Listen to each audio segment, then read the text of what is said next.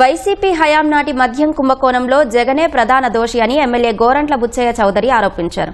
నిన్న 11 కోట్లు దొరకడంతో ఇప్పుడు నగదు డంపులను మార్చేస్తున్నారని తెలిపారు. ఇవాళ కాకపోతే రేపైనా డంపులు అన్నీ దొరుకుతాయన్నారు. డంపులు మార్చేస్తా ఉన్నారు. ఎప్పుడైతే నిన్న డంపు బయటకు వచ్చిందో రాత్రి నిన్నటి నుంచి మొదలైపోయింది. వేల కోట్లు దోచారు. మేమందరం 3,500 కోట్లు 30,000 కోట్లు దోచారు. అది దొరుకుతుంది తక్కువే. కానీ నిన్నటి నుంచి డంపులు మారుస్తున్నాడు. జగన్మోహన్ రెడ్డి గారికి ఉనుకుబుట్టి ఎక్కడెక్కడ ప్యాలెస్ లో దాచినాయని కూడా తరలిస్తా ఉన్నారు. అన్ని దొరుకుతాయి. ఇవాళ కాబట్టి 2 ఒకటే అతనంటే భయం. ఆ హత్యా రాజకీయాలకు పేరు మోసిన జగన్మోహన్ రెడ్డి గారి కుటుంబానికి సంబంధించి భయం ఉంది. అయ్యా నిజం చెప్తే వాస్తవాలు చెప్తే మనం చంపిస్తాడేమో. ఎందుకంటే గత అనుభవాల దృష్ట్యా భయభ్రాంతులకు గురవుతున్నారు.